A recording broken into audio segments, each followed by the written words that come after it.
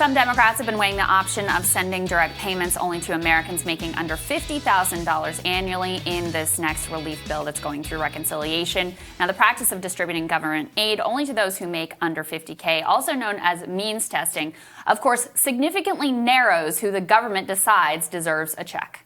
So the $50,000 threshold would be down $25,000 from former President Trump's $75,000 cutoff. So here to explain the downsides of mean testing, this is economics and public policy professor, Stony Brook University, author of The Deficit Myth, Stephanie Kelton herself. Professor, thank you so much for joining us. We really appreciate it.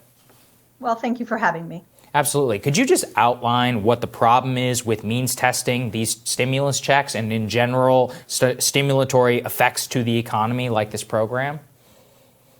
Yeah, so a couple of things, right? I mean, first of all, I don't really view these as stimulus checks. And I don't think we ought to be talking about them as stimulus checks because that's what's gotten us into trouble. So you get these reports coming out of places like Harvard where economists are looking at this and saying, well, actually, it's not going to stimulate all that much because if the checks go to people with higher incomes, they'll mostly save. So it's using stimulus actually helps undermine support because people will go out there and say, well, it doesn't really do all that much to stimulate. But also the other thing is that even the Democrats under their original proposal and Trump's proposal, it is already means tested, right? We are drawing a line. It's just the debate is over where to draw that line. So it isn't a debate between means testing versus not means testing. It's more like, where to draw the line and where to stop sending the check. So in fact, what they're talking about doing is just further means testing so that you leave out more and more people. So if we were to do, for example, what you just described,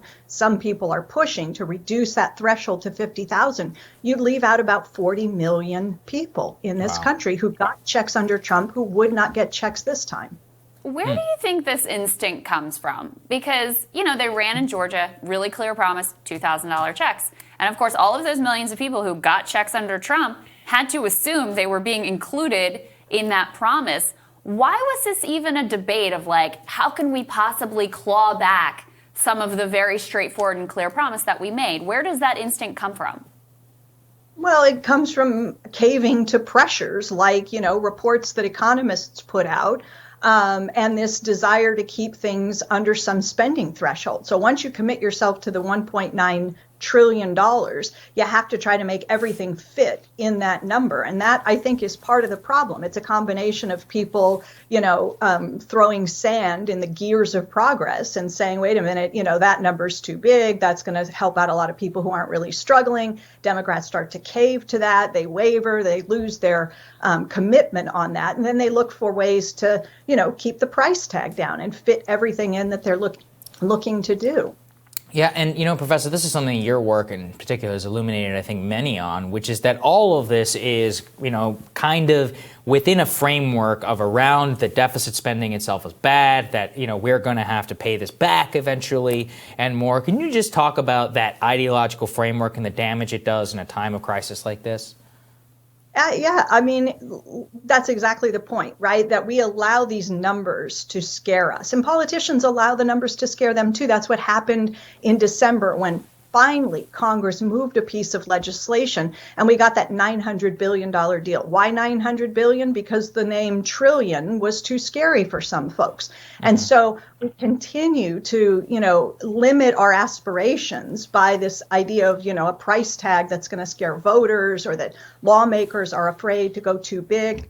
And it has a lot to do with, the politics associated with it, adding $1 trillion, another $1 trillion to the deficit and so forth. So, most of what I think is happening is really political. It's not about the economics. It's too bad it isn't, because if we were really crafting policy designed to address the crisis that we're facing, we wouldn't let the price tag dictate the scope of our ambition. We would deal with the problem with the appropriate magnitude, and we'd be prepared to come back and commit more resources as needed to support the economy, to support families and so forth. But we don't do that. We try to pick the right number the first time, and then we just sit back and cower and hope that it will be enough. Yeah. And so if we were operating from that framework of doing what's required rather than trying to put some arbitrary price tag on it to keep from scaring politicians, what do you think is required right now?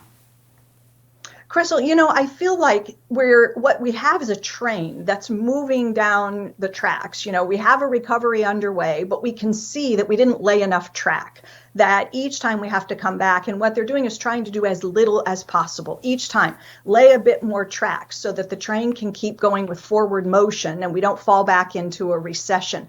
Instead, what I think we should do is just take a much more ambitious approach and say we're going to continue to lay track for as long as needed. And not only that, we're going to direct the track so that we're not just on a straight course. This is part of Biden's, Build Back Better, is that we can actually take this crisis and use it as an opportunity to do things differently, to take us in a different and better direction next time. So I don't think there is a right number, is the answer to your question. I think that I agree that the risks of doing too little far outweigh the risks of doing too much, but we don't know what that number is because we don't know how quickly the labor market is going to rebound. And I would just keep my focus entirely, laser focused on the labor market, on restoring jobs, on raising incomes, and you do what's necessary to accomplish the mission. So you set ambitious goals and you commit the funding and you deliver on those goals. And really worth noting, new unemployment claims actually ticked up this week, which is, of course, a worrying sign. Professor Kelton, it's so great to have you. Thank you so much. Thank you. Thank you. Mm-hmm. Coming up, Pedro Gonzalez is going to talk about why conservatives should back a $15 minimum wage when rising returns.